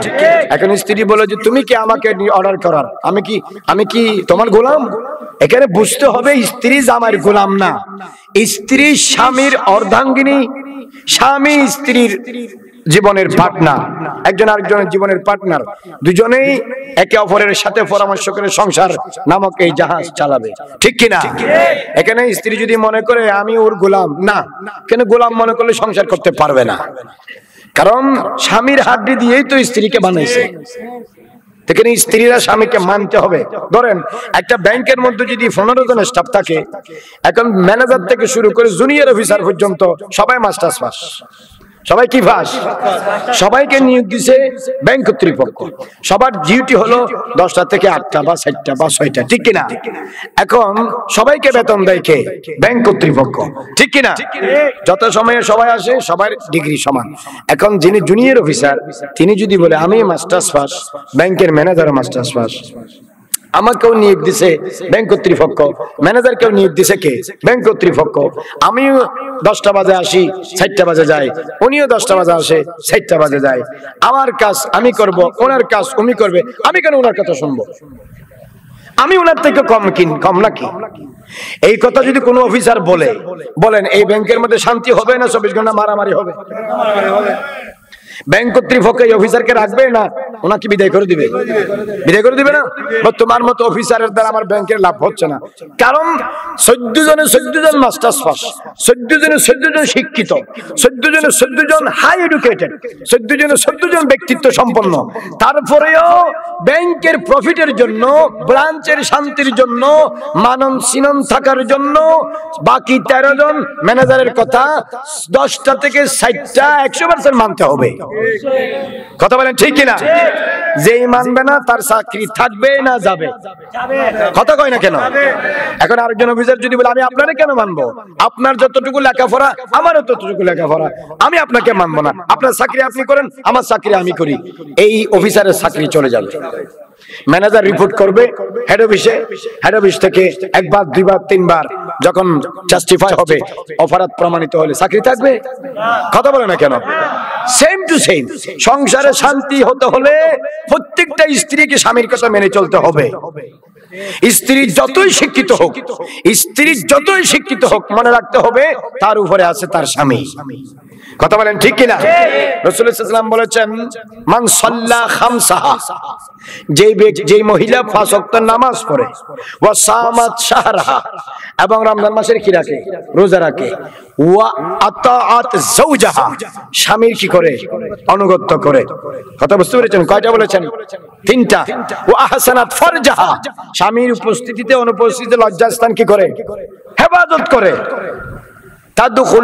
দাখালাল জান্নাতা মিন আইয়্যি বাবিন শাআত, কিয়ামতের দিন ওই মহিলা জান্নাতের যে কোনো দরজা দিয়ে ঢুকতে পারবে। বড় করে বলুন সুবহানাল্লাহ।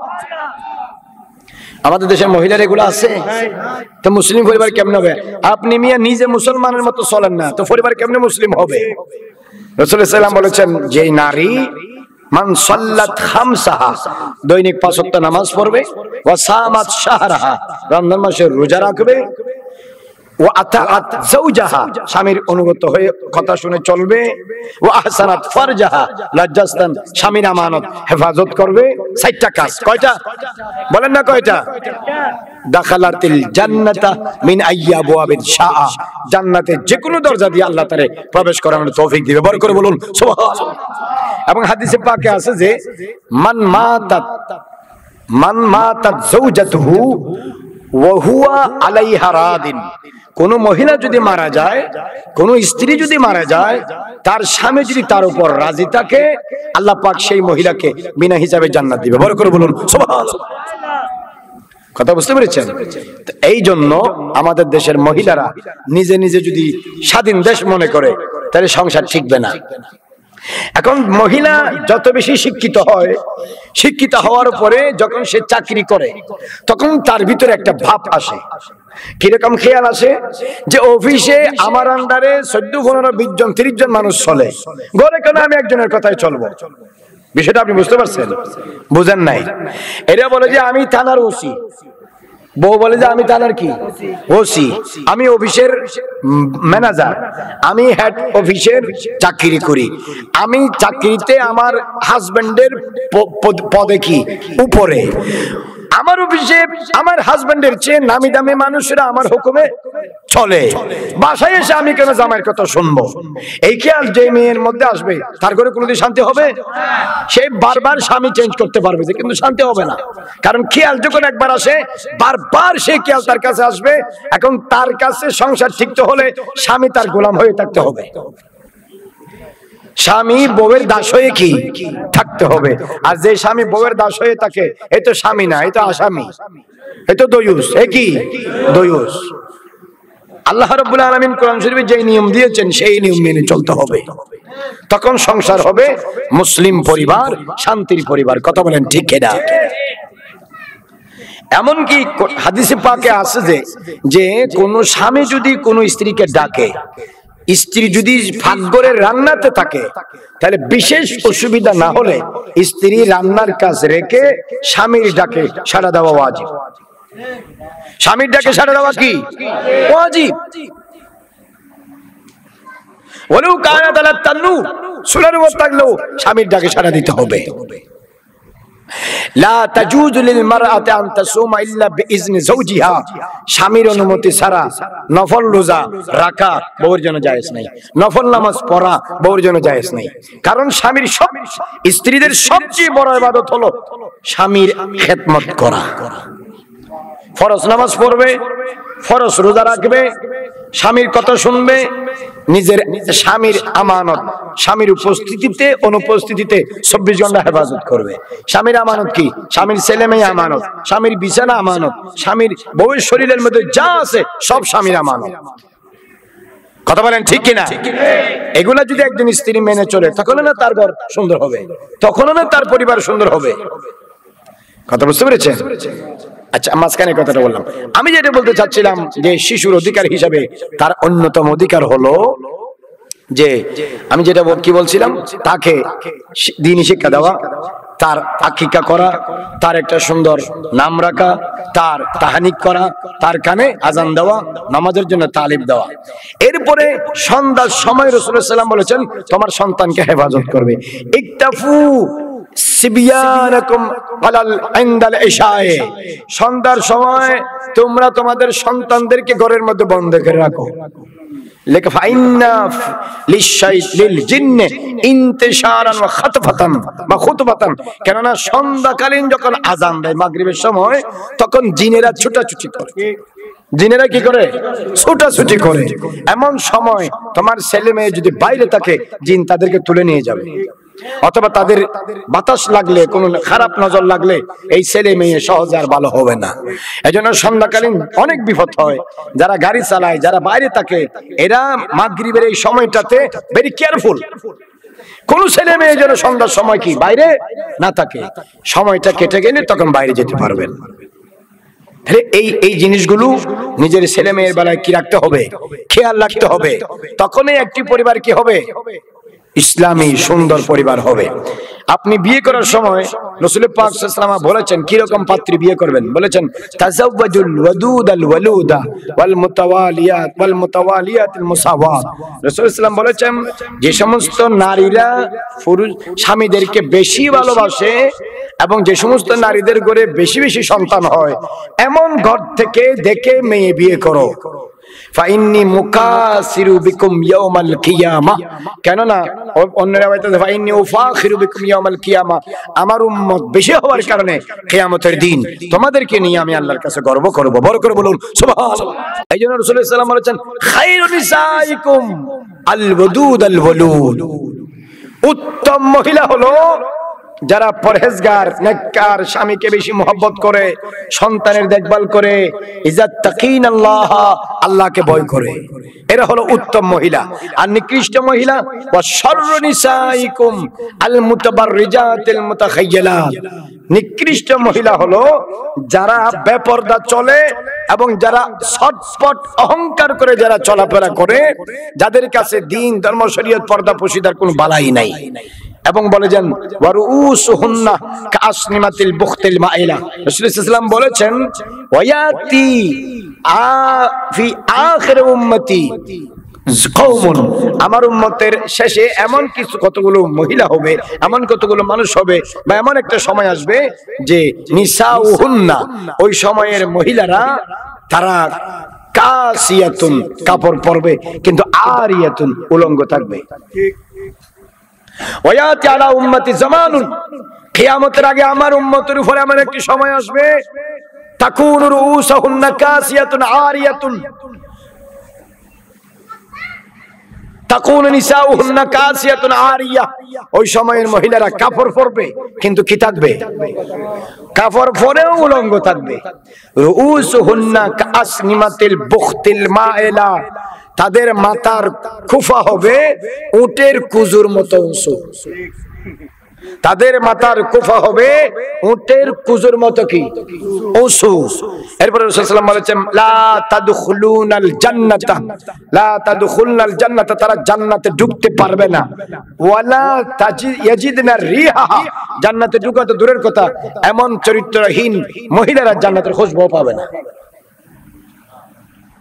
এখন আপনার মেয়ে, আপনার বউ, আপনার বোন, আপনার মা, এই চার প্রকার নারী, আপনি চিন্তা করেন এরা এখানে পড়ছে কিনা। আপনি 5 ওয়াক্ত নামাজ পড়েন, আপনার বউ হইল বেপরদা, আপনার এই নামাজ কাজ হবে না। আপনার বউ আপনারে দুজকে নিয়ে যাবে। আপনারে দুজকে নেওয়ার জন্য বউ কি যথেষ্ট। সমাজে অনেক মুরব্বী আছে, ভাই বোন আছে যারা 5 ওয়াক্ত নামাজ পড়ে, বউ হইছে দয়ুস। বউরে ঠিক করেন, বউরে ঠিক করেন, এরে বুঝান। এই যদি আল্লাহ রাসূলের দিন ধর্ম না মানে, 1 বার 2 বার 3 বার 4 বার 5 বার 10 বার বুঝান, তালাক দিয়ে দেন। লাগবে না এরকম মহিলা। আল্লাহ রাসূলের কথা যে শুনে না, তাকে রাখার দরকার কি? তারে খাওয়ানোর দরকার কি?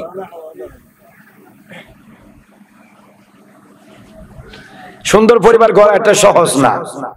আপনার মন মানসিকতা সুন্দর হলে, আপনার চরিত্র সুন্দর হলে, তখন পরিবার কি হবে? সুন্দর হবে। আপনারে ভালো কথা বলে আপনি গুস্ব হয়ে যান, তো পরিবার কেমনে সুন্দর হবে? আপনি সারা দিন বিলে কাজ করে ফায়ের মধ্যে দূরে দূরে ফায়ের মধ্যে আপনার ফুট কাদা ময়লা, আপনি এগুলা নিয়ে দিনের 12:30 1টা বাজে আসে মসজিদের গাঁটে ধুয়ার জন্য। কিছুক্ষণ পর আজান দিলে মুসল্লিরা কি করবে? উযু করবে না? তা আপনি যে পানিগুলো নষ্ট করছেন, মুসল্লি এগুলা কুলি কেমনে করবে? এখন আপনার যখন আমি বলছি, আপনি আমার সাথে গুস্ব হয়ে গেছেন, রাখে গেছেন, তা আপনি তো বুঝলেন না। আপনার কাছে এতটুকু বিবেক নাই যে আমি এই ময়লাগুলো এখানে ধুইলে পানিগুলো কি হয়ে যাবে গা? নষ্ট হয়ে যাবে গা। এখন আজান দিবে, মুসল্লিরা উযু করতে আসবে, তাহলে এরা কি উযু করতে পারবে? তা আপনি বুঝলেন না, আপনারা কে বুঝাবে? আচ্ছা, আমি উযু করতেছি, আপনি উযু করতেছেন, আপনি খাত করে মারলেন, খপ ফেলাইলেন, নাক থেকে ময়লা ফেলাইলেন আমার সামনে, তাহলে আমার আর পানিগুলো মুখে নিতে ইচ্ছে করবে? তা আপনার বিবেক নাই? আপনি কি গরু ছাগল? তা আপনি এই কাজটা কেন করলেন? আচ্ছা, আমি উযু করতেছি, আপনি উযু করতেছেন, আপনি ঠাস করে মুখে পানি মারলেন, আপনি ভিজার আগে আমি ভিজে গেছি, তো এই কাজটা আপনি কেন করলেন? আপনি আস্তে আস্তে মুখ দিতে পারেন না? আপনারা কি জিনে দৌড়াইতেছে? তাহলে আপনি এরকম করেন কেন? উযু করার সময় ফাটাস ফাটাস চেহারাতে কি মারে? কি মারে? পানি মারে। তাহলে ফাঁসের জন কি যায়? ভিজে যায়। অনেক দৌড় আছে, এরা যখন উযু করে এমন স্পিডে ট্যাপের পানি ছাড়ে, ফা দিলেই পানির ছিটা গিয়ে আরেকজনের গায়ে পড়ে। এত স্পিডে ছাড়ার দরকার কি? স্লো করে মিডিয়াম করে দেওয়া যায় না? তা আপনার বিবেক কি কুকুরে খাই ফেলছে? আপনি এত বড় মানুষ হয়েছেন, 4টা 5টা ফুল হয়েছে, 6-8টা বিয়ে করছেন, কোটি কোটি টাকা কামাইছেন, আপনি তো খোঁতায় পানি ছাড়ে দিলেন, আপনার পানি যে আমি ভিজে যাচ্ছি, আপনার বিবেকে ধরে না? সুন্দর কেমন হবে? আগে নিজে সুন্দর হন, তারপরে না সুন্দর হইব। কথা কর ঠিক কিনা? এত স্পিডে পানি ছাড়ার মধ্যে কি ফজিলত বলেন? রাসূল সাল্লাল্লাহু আলাইহি ওয়াসাল্লাম বলেছেন, তুমি যদি প্রবাহমান নদীর পাশেও থাকো, তারপরে পানি অপচয় করিও না। প্রবাহমান মানে যে নদীর পানি কি চলতেছে, এমন চলমান নদীর পাশেও যদি তুমি থাকো, পানি কি করিও না? অপচয় করিও না। মানে ফাত করে ট্যাপ সারি দিয়ে ফুল স্পিডে আপনি দিলেন, আপনার ফা দেওয়ার সাথে সাথে সিটা এসে আমার গায়ে পড়তেছে, তা আপনার ফায়ের দোয়া পানি যে আমার গায়ে পড়তেছে, আমি বললে তো আপনি গুছিয়ে যাচ্ছেন। এত বড় মানুষ আপনি, আপনার বিবেক আপনি বিক্রি করে চলে আসছেন, বুঝেন না। ফা দুইয়ে, জুতাগুলো দুইয়ে টপ টপ করে পানি পড়তেছে, এগুলা নিয়ে ঢুকে যাচ্ছে মসজিদের ভিতরে। এরকম মুসল্লি আছে না নাই? তা আপনারা কয়বার বলবো? আপনার বিবেকে ধরে না? চরিত্র তো নিজের ঠিক নাই। নারায়ে তাকবীর, বড় করে বলেন নারায়ে রিসালাত, নারায়ে গাউসিয়া। আমাদের মাঝে তো শরীফ এনেছেন ঐতিহ্যবাহী গুমদরি দরবার শরীফের সাজ্জাদানশীন নায়েবে সাজ্জাদানশীন আমার অত্যন্ত ফ্রম শ্রদ্ধাভাজন ভাই মুজাহিদে মিল্লাত মুনাজির আহলে সুন্নাত সুললিত কণ্ঠের অধিকারী হযরতুল হাজ আল্লামা সৈয়দ আহমদুল হক মাইজভান্ডারী জিদা মজদুহু বারাকাল্লাহু ফি হায়াতিহি বারাকাল্লাহু বলি মারহাবা ওয়াল জামাত হযরতুল আল্লামা জনাব মাওলানা সৈয়দ আহমদুল হক মাইজভান্ডারী সাহেব বারাকাল্লাহু বলি মারহাবা আরো জোরে বলি মারহাবা। একটি ইসলামী পরিবার গঠন করার জন্য আমাদেরকে ইসলামী মন মানসিকতা লালন পালন করতে হবে। সবাইকে আল্লাহ রাসূল মুখী হতে হবে, দ্বীন ধর্মমুখী হতে হবে, আখিরাতকে ভয় করতে হবে, হালাল রুজি রোজগার করতে হবে, পর্দা মোতাবেক জীবন যাপন করতে হবে, সবর করতে হবে, শুকর করতে হবে। বর্তমানে বাংলাদেশের মানুষের কাছে নাই দুইটা জিনিস, কতক্ষণ ঠিক কিনা? ইসলামী পরিবার কেমনে হবে? আপনার ছেলে গান বাজাইতে বাজাইতে ঘরে ঢুকে, গান বাজাইতে বাজাইতে ঘরে ঢুকলে কি ইসলামী পরিবার হবে? লা তাদখুলু বুয়ুতাকুম গায়রা বুয়ুতিন হাত্তা তাস্তানিসু ওয়া তুসাল্লিমু আলা আহলিহা। আল্লাহ বলেন ঘরে ঢোকার সময় ঘরওয়ালাকে সালাম দাও। কি দাও? ইভেন ঘরে যদি কেউ নাও থাকে তারপরেও সালাম দাও। ফাইন্না রূহান নবী সাল্লাল্লাহু আলাইহি ওয়াসাল্লাম মাওজুদুন ফি কুল্লি বাইতি মুমিনিন। প্রত্যেক ঈমানদারের ঘরে আমার নবী রূহানি ভাবে মওজুদ। বড় করে বলুন সুবহানাল্লাহ। ঘরে ঢোকার সময় সালাম দিবেন, মায়ের রুমে ঢোকার সময় সালাম দিবেন, বাবার রুমে ঢোকার সময় সালাম দিবেন, বড় ভাই যান বড় ভাই বোনের রুমে ঢোকার সময় সালাম দিবেন, বড় ভাবির রুমে ঢোকার সময় সালাম দিবেন। সালাম দিলে তখন তারা বুঝতে পারবে, তারা কোনো অন্য অবস্থায় থাকলে তারা পর্দা করতে পারবে, সুযোগ পাবে।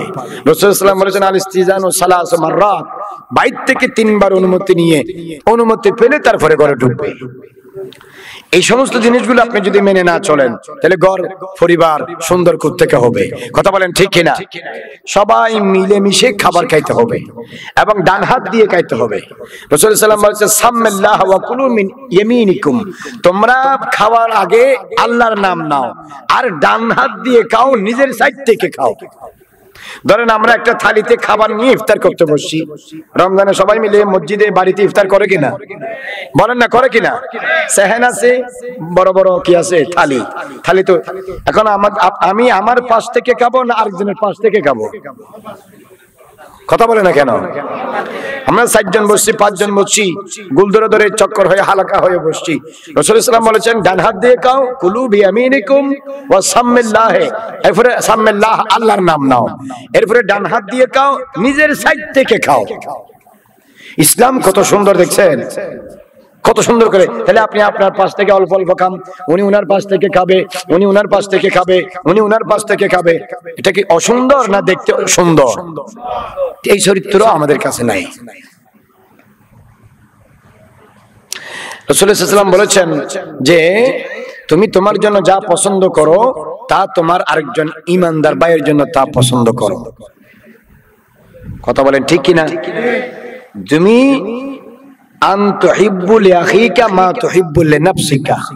যা নিজের জন্য পছন্দ করো তা আরেকজনের জন্য কি করো। এখন আপনি যখন ফরের বাড়িতে বেড়াইতে যান, মোসাম্বি কিনেন 200 টাকা দিয়ে, যখন নিজের ঘরের জন্য কিনে তখন কিনে 350 টাকা দিয়ে। মানে ফরের ঘরের জন্য কিনে 2 নাম্বার, নিজের ঘরের জন্য কিনে 1 নাম্বার। তাহলে এটা কি ইমানদারের কাজ হলো? হতে কেন হলো না? আপনার যতটুকুন তৌফিক থাকে অতটুকুন তৌফিক দিয়ে নিজের এবং ফরের বেলায় মুআমেলা সমান সমান হতে হবে। ওরা তো আপনাকে বলে নাই যে মুসাম্মি কেনার জন্য। যাদের বাড়িতে যাচ্ছেন তারা কি বলছে আমাদের বাড়িতে আসার সময় আপেল মুসাম্মি কিনে আনেন বলছে? আপনি না নিজে নিজে কিনতে গেছেন কেন? তাহাদু তাহাবু, হাদিয়া দাও, হাদিয়া দিলে মহব্বত বাড়ে। তো হাদিয়াটা আপনার বেলায় 1 নম্বর, আরেকজনের বেলায় 14 নম্বর। এটা কোথা থেকে শিখছেন আপনি? কথা বলেন ঠিক কিনা? এরপরে রাসূলুল্লাহ সাল্লাল্লাহু আলাইহি ওয়াসাল্লাম বলেছেন ইরহামু মান ফিল আরদি ইয়ারহামুকুম মান ফিস সামা, জমিন ওয়ালার উপর দয়া করো, আসমান ওয়ালা তোমার উপর দয়া করবে। সুবহানাল্লাহ, বহুর কাছে যাইরো হইও। সুবহানাল্লাহ, বহুর কাছে যাইরো হইও। এটা কি লেখছে বড় করে হলো সুবহানাল্লাহ। এখন বাংলাদেশের মানুষের কাছে দয়া মায়া আছে? সামডায় মানুষ, ম্যাক্সিমাম মানুষ এখন জানোয়ার। একজনে আরেকজনের ফাত্তর দিয়ে বাজ্যিতে মারি ফেলতেছে, আশেপাশে সবাই দাঁড়িয়ে দাঁড়িয়ে ভিডিও করতেছে। বলেন বাংলাদেশের মানুষের কাছে দয়া মায়া আছে? বাঘের হিংস্র জানোয়ারের কাছে নিরাপত্তা আছে, বাংলাদেশের মানুষের কাছে নিরাপত্তা নাই। এই সরকার পরিবর্তন হওয়ার পরে তাদের মন মানসিকতা চরিত্র হাসলত এত খারাপ হয়ে গেছে, একজন মানুষের দেখলে বিশ্বাস করে না, কারণ আমার ভয় লাগে, কখন না জানি তার হাতে আমার অপমৃত্যু হয়। এই যে মানুষ ঠিক খাওয়া যায় না, ঠিকই তো ঠিক নাই, ঠিকই তো বেচা কেন দেখি, কথা বুঝতে পেরেছেন? এইগুলা মানুষ না, এগুলা জানোয়ার, জানোয়ারের থেকে ভালো আছে, বালহুম আদল, জানোয়ার থেকেও খারাপ এগুলো। রাসূল সাল্লাল্লাহু আলাইহি ওয়াসাল্লাম হযরত মাওলা আলী শের খোদাকে বলতেছে, লা তাবরাজ ফাখাজাকা, আলী তোমার রান মানুষের দেখাইও না, ওয়ালা তানজুর ইলা ফাখাজ হাইয়িন ওয়া মাইয়াতিন, জিন্দা এবং মুরদার কারো সতর দেখিও না। এখন একজন ছেলে আরেকজন ছেলের নিজে সতর দেখায়, লা তাজুযু লিররাজুলি আনতান লা তাজুযু লিররাজুলি আইয়ানজুরা ইলা আওরাতির রাজুল ওয়ালা তাজুযু লিলমারাতি আন তানজুরা ইলা আওরাতিল মারআ। একজন পুরুষ আরেকজন পুরুষের সতর দেখা হারাম, একজন মহিলা আরেকজন মহিলার সতর দেখা হারাম। এবং রাসূল সাল্লাল্লাহু আলাইহি ওয়াসাল্লাম বলেছেন, ওয়ালা তুফদিলির রাজুলি ওয়াল মারাতি আন তাকুনা ফি সাওবিন ওয়াহিদিন, নারী পুরুষ এক কাপড়ের ভিতরে অন্যায়ভাবে অবৈধভাবে অথবা পুরুষ পুরুষ অথবা নারী নারী অবস্থান করা জায়েজ নাই। কে শোনে কার কথা? আপনারা যারা আছেন এমনি ওয়াজ দিয়ে হবে, এই জন্য ওয়াজ দেন, কিচ্ছু শুনেন না, আমল করেন না, কিচ্ছু করেন না। প্রত্যেক পরিবার যদি ইসলাম ধর্মের অনুশাসন মেনে চলে, তাহলে সমাজে এত অপরাধ কেমনে হয়? হাসিবু কাবলা আন তুহাসাবু, তোমার হিসাব নেওয়ার আগে তুমি নিজের হিসাব নিজে নাও। মুতু কাবলা আন তামুতু, আজরাইল আসার আগে নিজের মরা নিজে মরো, মানে আল্লাহর সামনে যে কিভাবে দাঁড়াবে এটা নিজের আগে ঠিক করো, তাহলে ইসলামী পরিবার। এই যে তরিকত, শরীয়ত, হাকিকত, মারফত সবগুলোর কথা একটাই, মান আরাফা নাফসাহু ফাকাদ আরাফা রাব্বাহু, যেই নিজেরে চিনছে সেই নিজের ভিতর দিয়ে আল্লাহরে চিনতে পারছে। বড় করে বলুন সুবহানাল্লাহ। আমি এক জায়গায় মাহফিলে যাচ্ছি, আমার প্রচন্ড ফসরাবে ধরছে, তা গাড়িটা সাইড করে একটা মসজিদের ভিতরে ঢুকলাম, দেখি এখানে বদনা নাই, এখানে আছে যে স্টারশিপের বোতল কোতল আছে না, ফট ফট স্টারশিপের ফট আছে না, তো ফট এটা তো ভাই মাথা কাটা, কোনো কারণে লাগলে তো এই সময় কি আর মেডিকেলে যাওয়া যাবে? আমি তো যাইতেছি মাহফিলে, চিন্তা করলাম এখানে স্টারশিপের ফট কেন? আমি অনেক চিন্তা করে বুঝলাম এই এলাকার মানুষ বদনা চুরি করে নিয়ে যায়। তাহলে বাংলাদেশের মানুষের কিছু মানুষের চরিত্র খেয়াল করেন, বদনা পর্যন্ত চুরি করে কি নিয়ে যায়। মসজিদের যে ট্যাপগুলো দিছে ট্যাপগুলো চুরি করে নিয়ে যায়। অনেক মসজিদে দেখি ইমাম মুয়াজ্জিন ওই যে টাঙ্গির পানি ছাড়ি দিয়ে দাওয়াত পড়তে চলে গেছে, টাঙ্গি ফুরায় পানি পড়তেছে আর পড়তেছে পড়তেছে আর পড়তেছে, এতগুলো পানি যে অপচয় হলো, আল্লাহর দরবারে কি সহজে ছাড়া পাবে? আর আপনারা করেন কি, টাঙ্গির পানির লাইন দেন রাস্তার উপর, টাঙ্গি ফুরাইলে বাড়তি পানি পড়ে না? টাঙ্গি ফুরাইলে বাড়তি পানি পড়ে কিনা? এই নাসিটা, এই নলিটা, এই ফাইটটা যে আপনি রাস্তায় দিলেন, কারো গায়ের উপর পড়তেছে, কারো মাথার উপর পড়তেছে, কারো গাড়ির উপর পড়তেছে, কারো মাল সামানের উপর পড়তেছে, এটা তো জুলুম। এটা কেন করেন? নিজের ভিতরে ন্যায় বিচার নাই, আবার আরেকজনের কথা বলেন। সারা দিন কাজ কাম করে আমাদের অনেক বৌজি আছে না, যে বাড়তি পানি আর আইনে পানি হয়ে যায়, বাড়তি পানিগুলো আরেকজনের দরজার সামনে মারি দেয়, ঠিক না, এগুলা ইসলামের আচরণ না। কথা বুঝতে পারছেন? ইসলামের আচরণটা অনেক সুন্দর, অনেক ফ্লেক্সিবল। আমি আপনারে দাওয়াত দিছি, আপনি আমার ঘরে আসছেন, কোরমা পোলাও দিয়ে খাইয়া আমারে বলতেছেন বাথরুম কই, আমি আপনারে বাথরুম দেখাই দিছি, আপনি আমার কমেন্টটা ফুরাই দিয়া চলে গেলেন। হইলো? আপনি যে কমেন্ট ব্যবহার করছেন, কমেন্টটা আপনি পরিষ্কার করে দিবেন না? আমি কি আপনার ওয়াজ করে আবার আধা ঘন্টা বসে শিখামু এই যে কমেন্টটা পরিষ্কার করতে হবে? এতটুকু দইউস আপনি হয়েছেন, তা আপনি কিসের, আপনাদের কি হবে? আপনি আমার ঘরে খাইলেন, আমার বাথরুমটা বরবাদ করে দিলেন। একজন ইমানদারের উচিত হচ্ছে সুন্নাহ মোতাবেক খাওয়া এবং বাথরুম থেকে শুরু করে পুরো রুম পরিষ্কার করা, পরিষ্কার রাখা ইমানদার হিসেবে, মুসলমান হিসেবে দায়িত্ব। এটাই হচ্ছে ইসলামের সৌন্দর্য। মিন হুসনি ইসলামিল মারই তারকুহু মা লা ইয়ানিহি, যেটা চোখে সুন্দর লাগে না এমন জিনিস না করা ইসলামের সৌন্দর্য। বড় করে বলুন সুবহানাল্লাহ। ইসলাম মুসলমানের কাছে নাই, লা ইয়াবকাল ইসলামু ইল্লা ইসমুহু, শুধু নাম আছে। কারোর নাম ব্যানারে আছে, কারোর নাম পোস্টারে আছে, কারোর নাম হ্যাম্বিলে আছে, কারোর নাম ফাটিতে আছে। বাস্তবে আচরণে ইসলাম নাই। অথচ ইসলাম অনেক সুন্দর। ইসলামের আচরণ গুলো গেছে ইহুদি নাসারার কাছে, আর ইহুদি নাসারার আচরণ আসছে কার কাছে? মুসলমান। যে আচরণ, যে কথাগুলো আজকে আমরা বলছি, এগুলো আপনারা মানবেন। আল্লাহ পাক আমাকে প্রথমে, এরপরে আপনাদেরকে মানার তৌফিক দান করে, বড় করে বলি আমিন। আমরা সুন্দর হই, আমরা ধৈর্য ধারণ করি, আমরা ইসলামকে মানি, আমরা শরীয়তকে মানি, দেখবেন পরিবারও সুন্দর হবে, সমাজও সুন্দর হবে, এবং আপনারা জনে জনে আল্লাহর ওলি বুজুর্গ হতে পারবেন। আল্লাহ তৌফিক দান করুক। হুজুর এসে গেছেন, হুজুরের নুরানি জবানে আপনারা তাকরীর শুনবেন। ফজরে গিয়ে অবশ্যই ফজরের নামাজ আদায় করবেন।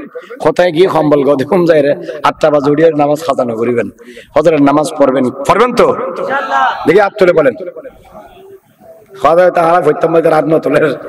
নারায়ে তাকবীর, নারায়ে রিসালাত, নারায়ে গাউসিয়া। আল্লাহ রাব্বুল আলামিন এই মাহফিল কবুল আর মঞ্জুর করুন, বড় করে বলে আমিন। যারা কষ্ট করে এই মাহফিল দিয়েছে, টাকা পয়সা দিয়েছে, দাঁড়ে দাঁড়ে ঘুরে মিটিং করে, সভা করে, পরিশ্রম করে মাস ব্যাপী এই মাহফিলকে সুন্দর করে যারা আয়োজন করেছে, আল্লাহ তুমি তাদের দুনিয়া আখিরাতকে তুমি সুন্দর করে দাও, বড় করে বলে আমিন। দনে জনে ফুলে ফুলে সংসারকে ভরপুর করে দাও। ওয়া আখিরু দাওয়ানা আনিল হামদুলিল্লাহি রাব্বিল আলামিন। আসসালামু আলাইকুম ওয়া রাহমাতুল্লাহি ওয়া বারাকাতুহু।